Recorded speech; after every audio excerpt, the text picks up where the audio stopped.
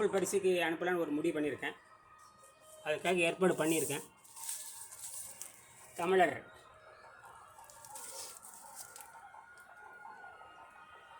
பார்த்தீங்கன்னா பெறுநர் Nobel prize committee physics division royal Swedish academy of science box number 5005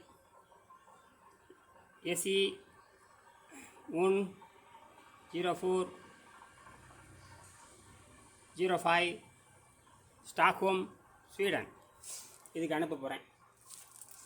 இது வந்து எதிர்காலத்தில் 50,000 ரூபா செலவில் உற்பத்தி பண்ண முடியும்.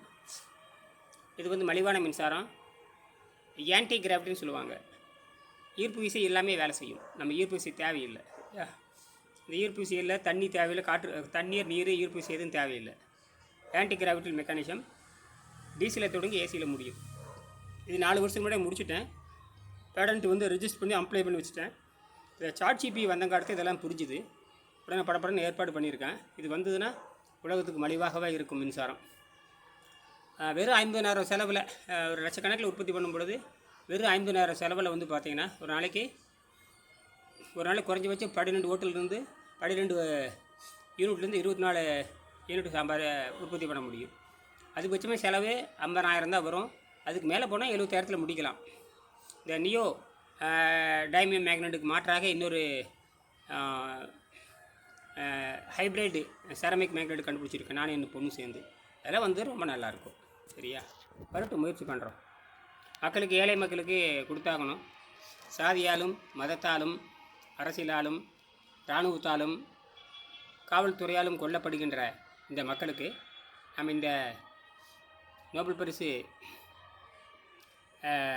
அனுப்ப போகிறேன். அவங்களுடைய எண்ணங்கள் அவங்களுக்காக நாம் கொண்டு வரணும். சாதாரண மக்களுக்கு மலிவான விலை மின்சாரம் கிடச்சிதுன்னா அவங்க தொழில் வாய்ப்புகள் பெருகும், எல்லோரும் மகிழ்ச்சியாக இருப்பாங்க. அந்த எண்ணத்தில் தான் அனுப்புகிறேன். இதற்கெல்லாம் காரணம் என்னோடய ஆசிரியர் வெங்கடேசன் தான். வெங்கடேசன் இல்லைன்னா எதுவுமே இல்லை. சரியா, வெங்கடேசன் கட்டிட பொறியாளர். அவர் தான் முதல் கண்டுபிடிச்சார். ஈர்ப்பு விசையிலேருந்து மின்சாரம் எடுக்கணும்னு கண்டுபிடிச்சார். நான் ஈர்ப்பு விசை இல்லாமல் ஆன்டி கிராவிட்டி வச்சு மின்சாரம் எடுக்கணும்னு கண்டுபிடிச்சேன். பல அறிஞர்களுடைய ஆதரவு தான் எனக்கு தேவை. எனக்கு எல்லாமே உதவி செய்து, இணையதளம் உதவி செஞ்சுது, நூலகம், இதயம், இணையதளம் எல்லாம் நிறைய எனக்கு உதவி செஞ்சுது. ஒரு 1000 பேர் எனக்கு உதவி செஞ்சுருப்பாங்க. சொல்லவே முடியாது. நன்றி.